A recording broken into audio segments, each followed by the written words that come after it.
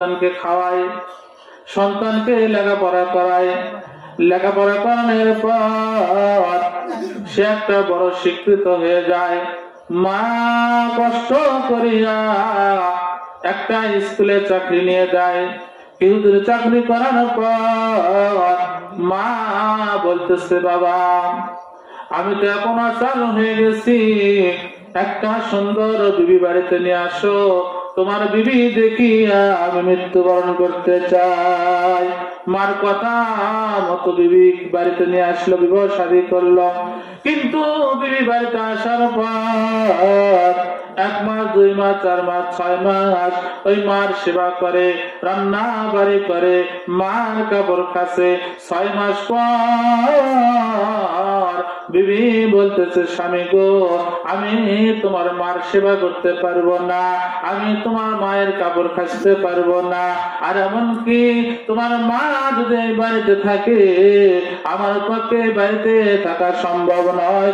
জোরে জোরে বলেন নাউজুবিল্লাহ। ওই সন্তান যে মাকে এত ভালোবাসতো, যে মার জন্য জীবনটা দেওয়ার জন্য প্রস্তুত ছিল, কিন্তু আজকে বিবি পাইয়া বিবির কথা শুনিয়া সে বলতেছে, বিবি গো আমি মাকে ছাড়তে পারবো কিন্তু তোমাকে ছাড়তে পারবো না। এ কথা বলিয়া ওই যুবক বাড়িতে আসে, মাকে বলে, মা তুমি যদি এই বাড়িতে থাকো আমার বিবি এই বাড়িতে থাকবে না, তুমি যদি আমার সংসারে থাকো তাহলে আমার বিবির সঙ্গে অনেক কষ্ট হবে থাকতে, বিবির সঙ্গে অনেক ঝগড়া হবে। এই জন্য আমি বলতে চাই মা তুমি বাড়ির থেকে বের হয়ে যাও। মা বলে, বাবা রে এত কষ্ট করিয়া মানুষের বাড়ির থেকে কাজ করিয়া খাবার নিয়ে এসে তোকে খাওয়াইলাম, আমি নিজে না খাইয়া তোকে লালন পালন করলাম, তোকে লেখাপড়া করাইলাম, আজকে বিবির কারণে বিবি পাইয়া মাকে ভুলে গেলি রে বাবা, এটা তুই ঠিক করলি না। মা কান্না করতে করতে বাড়ি থেকে বের হয়ে যায়। মা কোথায় থাকবে জানে না, কোথায় খাবার পাবে জানে না, কিন্তু যাওয়ার পর একটা বড় লোকের বাড়ির পাশে একটা গোল ঘর আছে, সেই গোল ঘরের বারান্দায় মা বসবাস করা শুরু করে দেয়।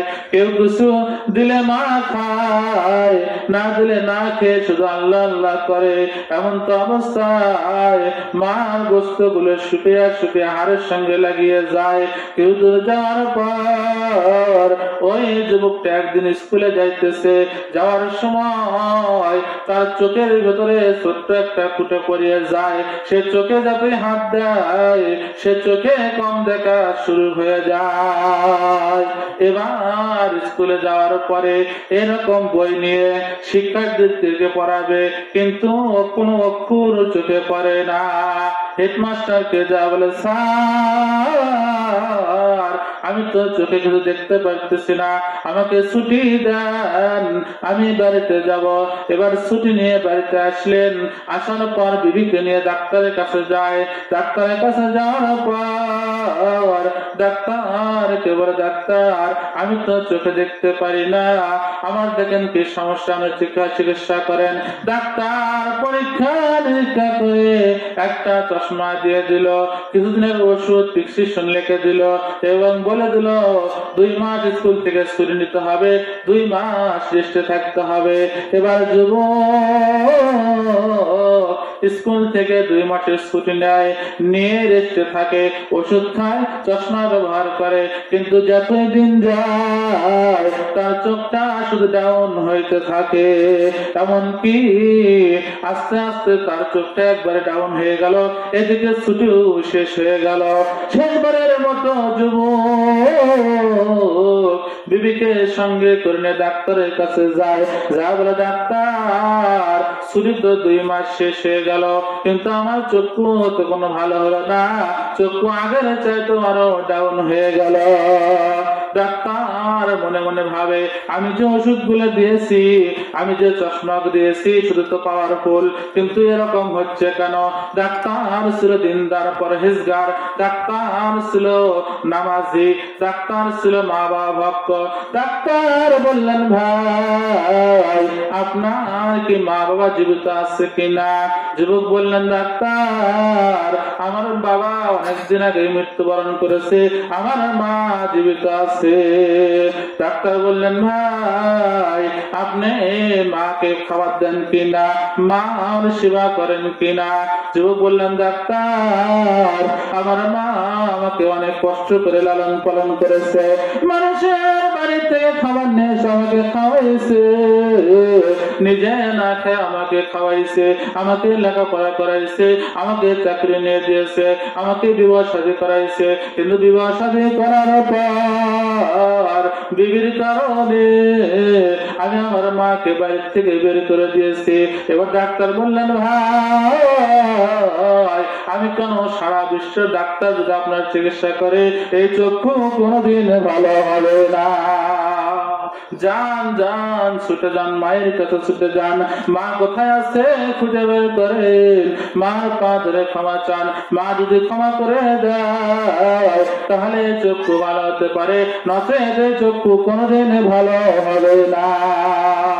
যুবক এবার বিবিকে ছাড়িয়া মাকে খোঁজার জন্য বের হলো, এদিক থেকে ওদিকে যায়, মা মা বলে চিৎকার করে।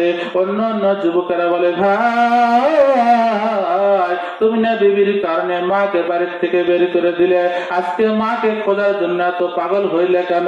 কেউ মার ঠিকানা দেয় না। যুবক পাগল হয়ে গেল, খুঁজতে খুঁজতে দেখে বড় লোকের বাড়ির পাশে গোল ঘরের বারান্দায় মা শুয়ে থেকে আল্লাহ আল্লাহ করতেছে। মা গোস্ত গুলো হাড়ের সঙ্গে লাগিয়ে গেছে, মার খাওয়া নাই, মার গোসল নাই, কোন সেবা নাই, মা শুধু আল্লাহ আল্লাহ করতেছে। যুবক যা বলে মা, মা বলে বাবা তুই কে রে? এবার যুবক বলে মা আমি আর কেউ নয়, আমি তোমার সন্তান গো মা।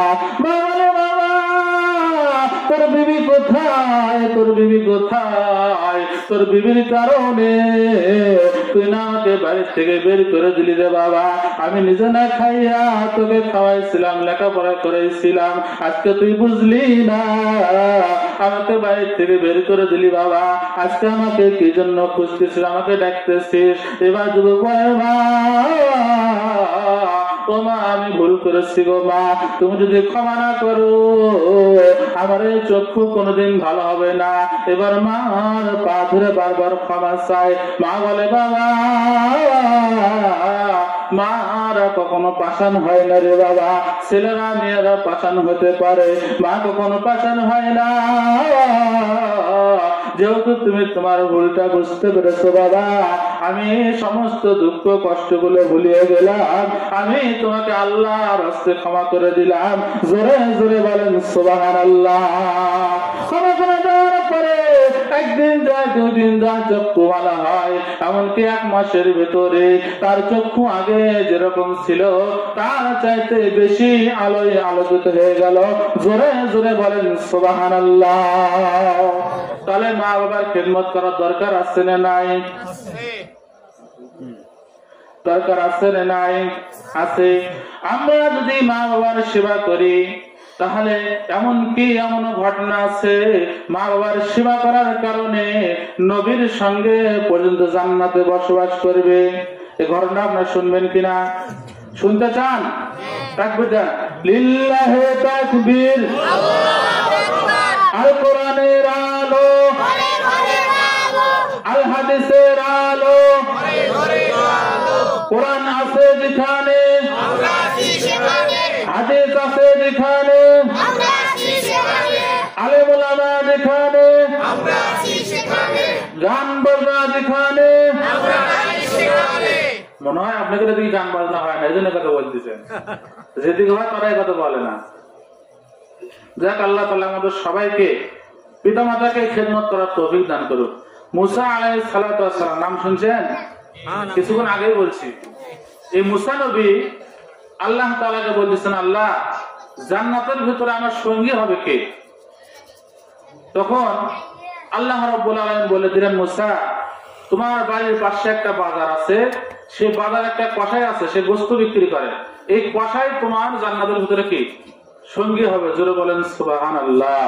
আমরা তো আজকে শুধু ভাবি যে কসাই মানে কি গোশত চুরি করে, আসলে তা নয়, ভালো কসাই কি দুনিয়াতে আছে।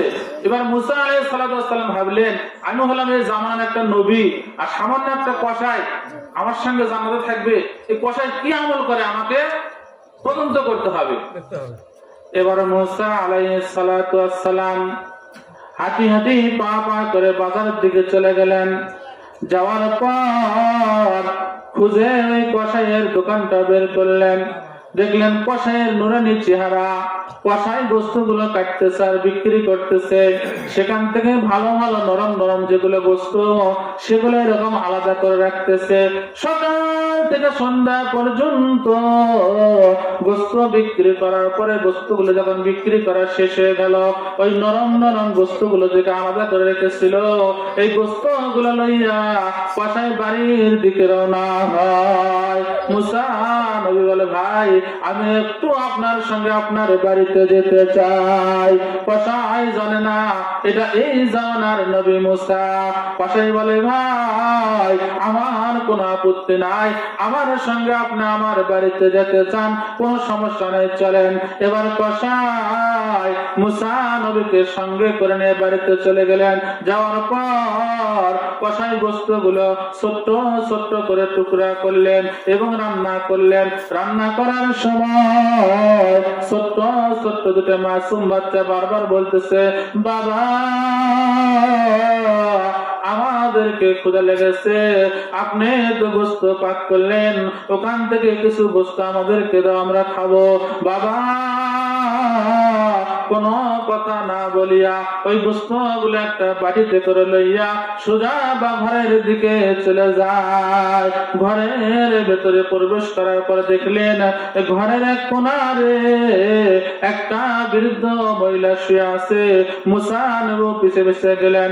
এবার কসাই ছোট্ট ছোট্ট টুকরা গুলো ওই বৃদ্ধ মহিলার মুখে দেয়। খাওয়া যখন শেষ হয়ে যায়, এবার বাচ্চাদেরকেও খাওয়ায়, মুসা নবীকেও খাওয়ায়। খাওয়ানোর পর মুসা নবী বললেন, ভাই এই যে রান্না করার সময় আপনার দুটি সন্তান বারবার খাইতে চাইল, আপনি কেন খাইতে দিলেন না? আর যে বৃদ্ধ মহিলাটাকে খাওয়াইলেন, এই মহিলাটাকে। এবার কসাই বলেন, ভাই আমার বাচ্চারা যে বারবার খাইতে চাইলো, আজকে 30 বছর হয়ে গেল, যে বৃদ্ধ মহিলাটাকে দেখলেন ওটা আর কেউ নয়, ওটা হলো আমার জনম দুঃখিনী মা। জোরে জোরে বলেন মারহাবা। আমার মাকে না খাওয়ানো পর্যন্ত আমি আমার সন্তানদেরকেও খাওয়াই না, আমার বাড়িতে কোনো মেহমান আসলে তাকেও আমি খাওয়াই না। আমার মা প্রতিদিন খাওয়া দাওয়ার পরে আমার জন্য আল্লাহর দরবারে দুটি দোয়া করে। আল্লাহ একটি দোয়া কবুল করেছে, আরেকটি দোয়া মনে হয় কবুল করবে না। মুসা নবী বলে, ভাই বলেন বলেন, আমি শুনতে চাই কি দোয়া। এবার কসাই বলেন, ভাই একটা দোয়া হলো আল্লাহ রাব্বুল আলামিনের কাছে মা করে যে আমার বাবা যেন কখনো অভাবে পড়ে না, আমি কখনো অভাবে পড়ি না। আরেকটা দোয়া করে এটা বলা যাবে না, এই দোয়াটা কখনো কবুল হবে না।